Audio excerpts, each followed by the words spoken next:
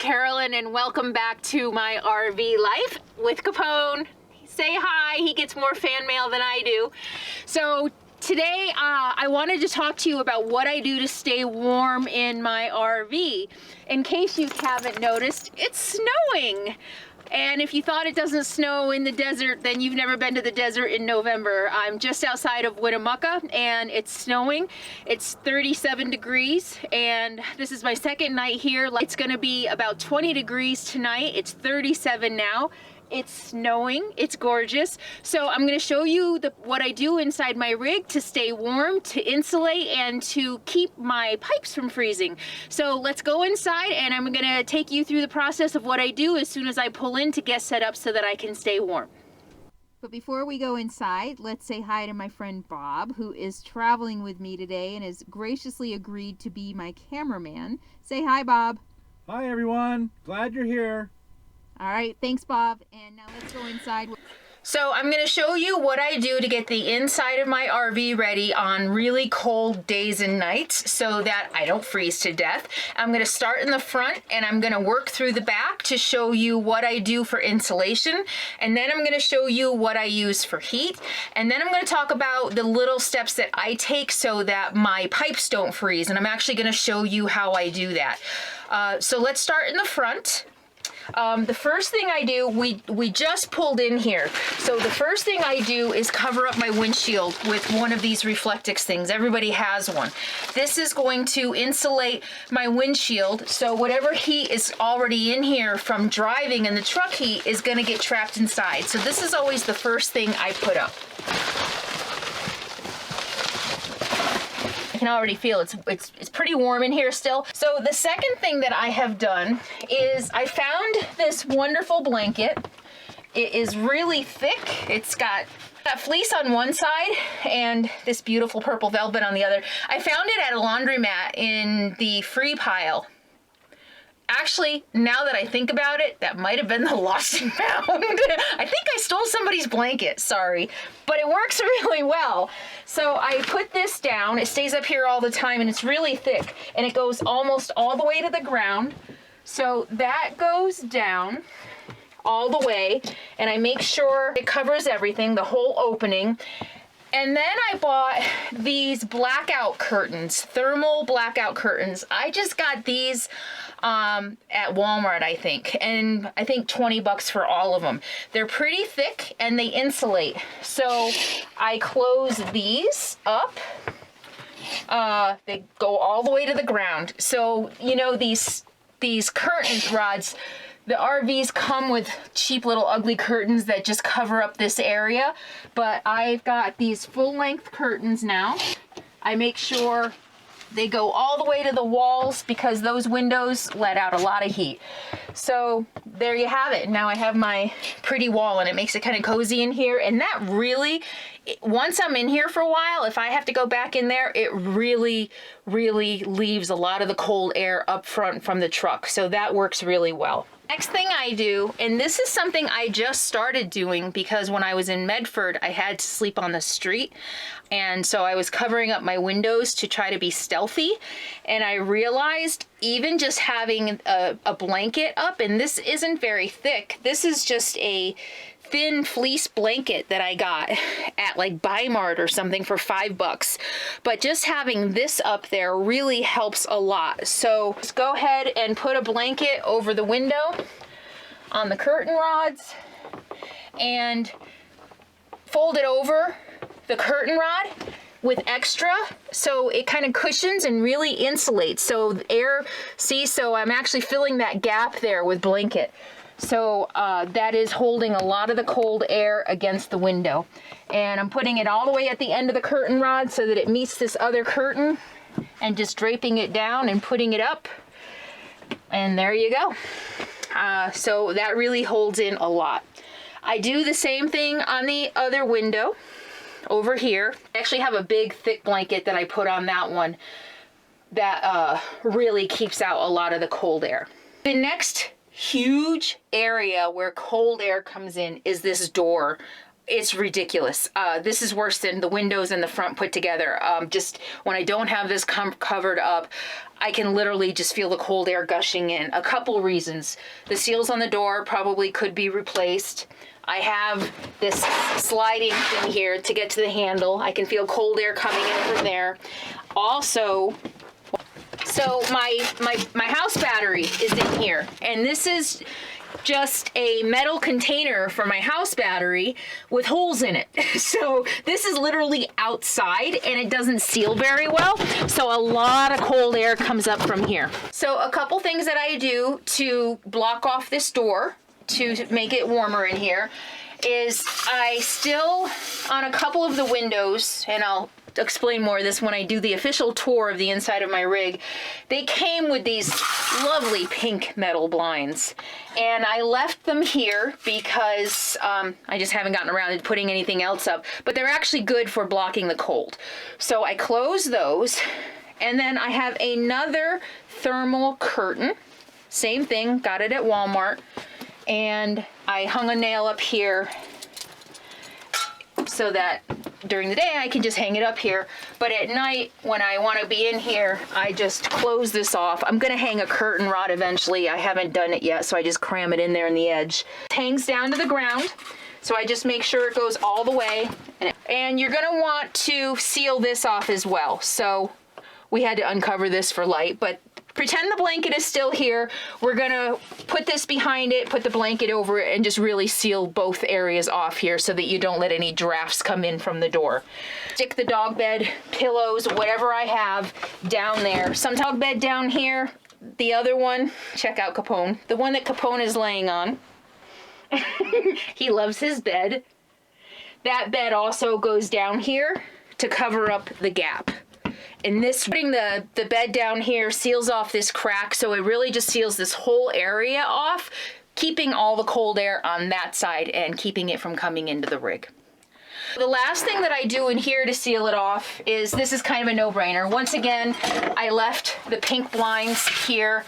I just close that, make sure they're closed. I've been traveling, so all my stuff is shoved away in cupboards. But if I were sitting here for a while, I would pull out all my jars and stuff that I keep out on the counter and push it up against there and just kind of help insulate it even a little bit more. So let's go in the back and I'll show you what I do back here.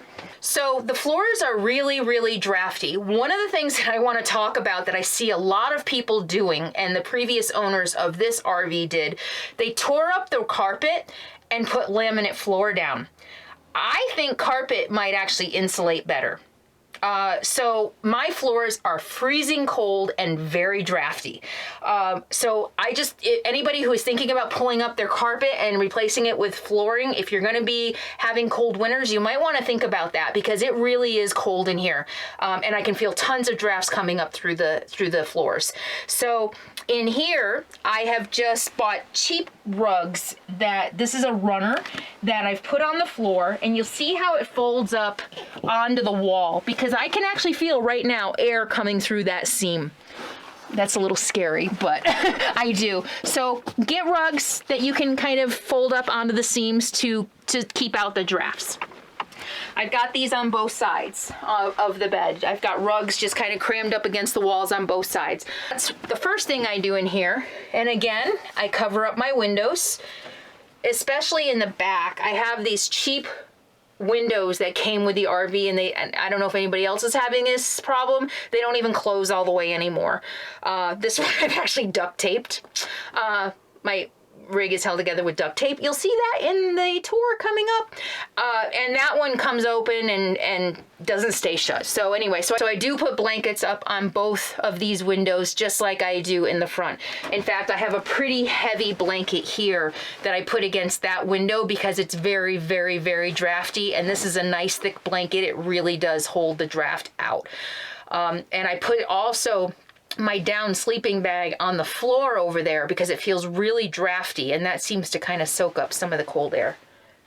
So the last thing I do in here, so back here, of course, this is huge. This is my emergency window in the back. My head is here, so I literally can feel the cold air pouring through here directly on my head at night. So I take a couple of steps here to try to keep the cold out. And it does a pretty good job. The first thing, of course, is the lovely blinds. And I have another windshield Reflectix thing that I just stick in the back here up against the blinds like that. And then on top of that, I have a blanket. And for some reason, there are hooks up here that the previous owners had. And they're just like the Scotch hooks that you buy, that you just adhere onto there. And so I can curl up the blanket and just hang it up here.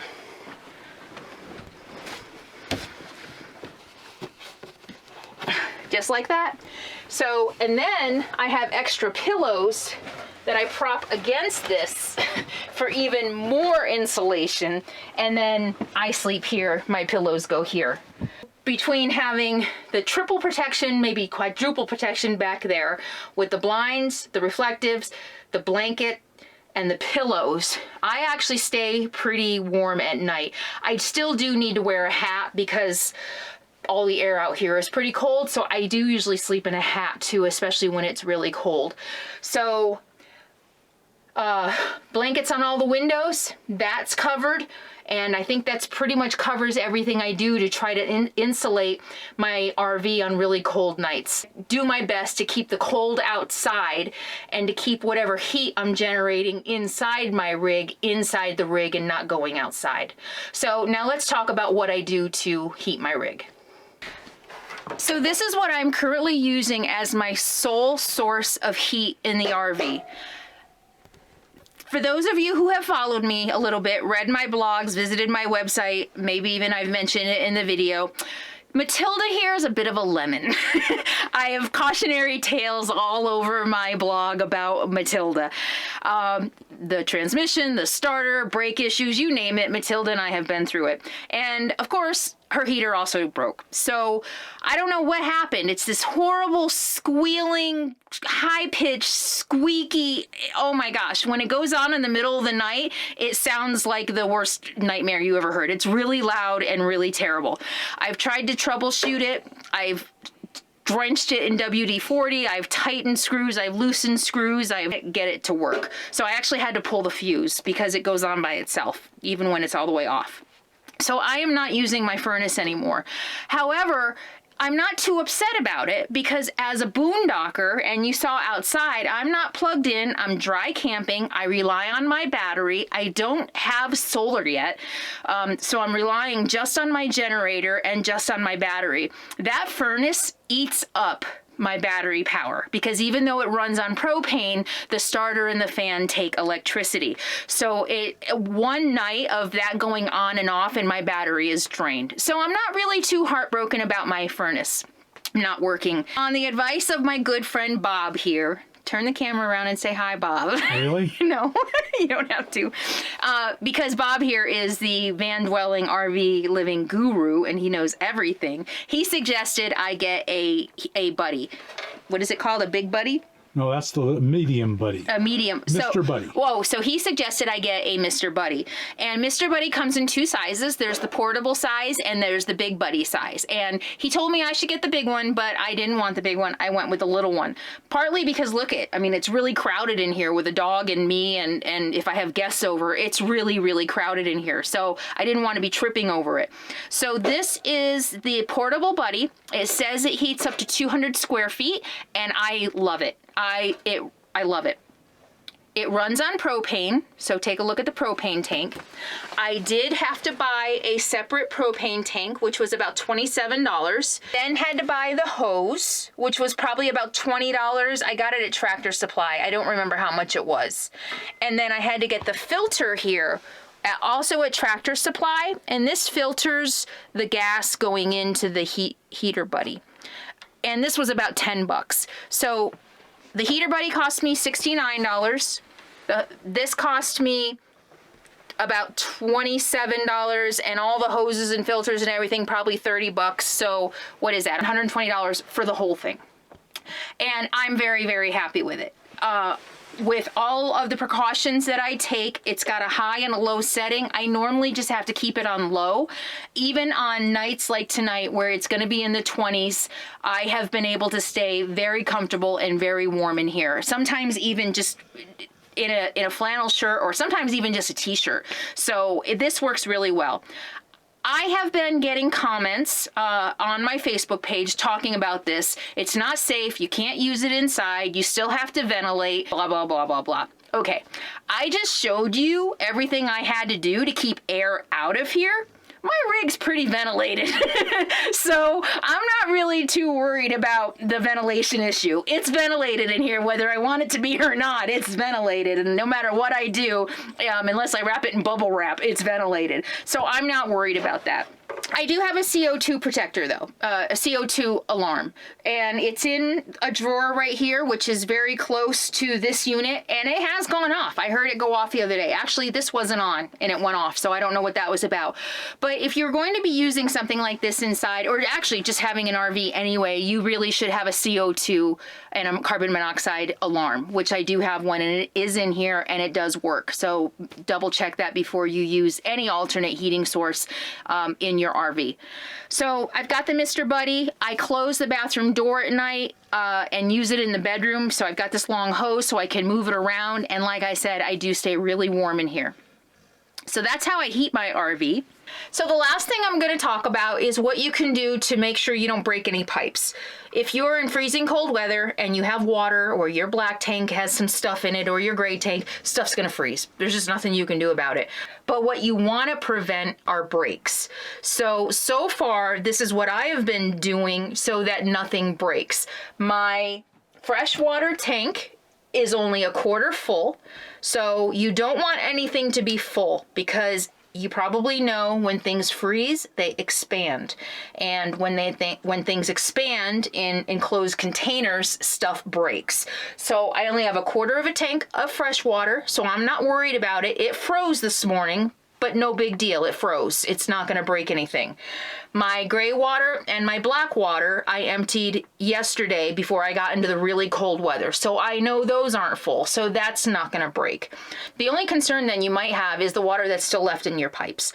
Everybody who lives in an RV, and especially those of us who dry camp and don't have hookups directly to city water, knows that we rely on the water pump. So you turn the water pump on, and then you get water, right? So right now there's water in the pipes because the water pump is on, I turn the faucet on, and water has been traveling up the pipes to get out to my faucet. So even though the faucet is off, there is still water stuck in those pipes. Turn off your water pump, and you will see there was still water in there. You want to leach that water. You want to make sure there is no water left in your pipes. Some people say you can leave your water running all night long. You can't do that if you're dry camping, because your water pump's going to be running all night and your battery's going to go dead. So if it makes you feel better, you can leave your faucets open. Nothing's going to come out though, but some people suggest doing that. But as long as you turn your water pump off and turn your faucets on to empty all of your water, you should be safe. There might be a little bit of water left in that drain thing, but that's not going to be enough to break any pipes. Do that in all the faucets that you use. Make sure your shower faucets, go in there and open them up. Make sure there's no water left in there, and your toilet. My toilet, interestingly enough, is the last thing to thaw out in the morning. So you're going to want to do the same thing with your toilet. Turn off the water pump and pull the lever so that any water that is left in there for the flush is going to be drained, and you don't want any water in there. So that is going to prevent any pipes from breaking. Again, it's not going to prevent anything from freezing. You're going to wake up to frozen pipes. This morning, I had no water for maybe the first 2 hours. So before you go to bed at night, fill everything up. I have my Brita water pitcher. Before I go to bed at night, I make sure that's full, because if I don't get my coffee in the morning, there's going to be issues. So I need to make sure I have coffee for my water. I need to make sure I have water for my coffee. See, I didn't have enough coffee today because I couldn't find Starbucks in Winnebago. So fill this up. And I also fill up my tea kettle. So I make sure I have enough water just for my breakfast and stuff like that. You might also want to have another gallon of water on hand that you keep in the cabin with you around the heat so it doesn't freeze for the toilet, because you can't flush your toilet in the morning. And sometimes you need to flush the toilet. So if you need to put water in the toilet, have an extra jug on hand so that you can use your toilet in the morning. So that's it. Make sure you drain all the water from your pipes. Make sure you either use your furnace or get a heater buddy or some other source to heat the inside of your RV, and do everything you can to insulate the drafty areas in your RV from the outside cold air getting in. I know a lot of people take a lot of other precautions that I haven't done yet. They line the inside of their cabinets with bubble wrap. They wrap their pipes. That's all way too technical for me. I'm not going to be in the cold weather that long. I'm heading down to the desert. But for the few nights that I have had to stay overnight in below freezing temperatures, I've been down to 15 degrees. These things that I have done today have worked very well for me. I'm still here. I haven't frozen to death, and none of my pipes have frozen. So that's how you can stay warm living in an RV in the cold winter months. And I hope you learned something, and thanks for watching.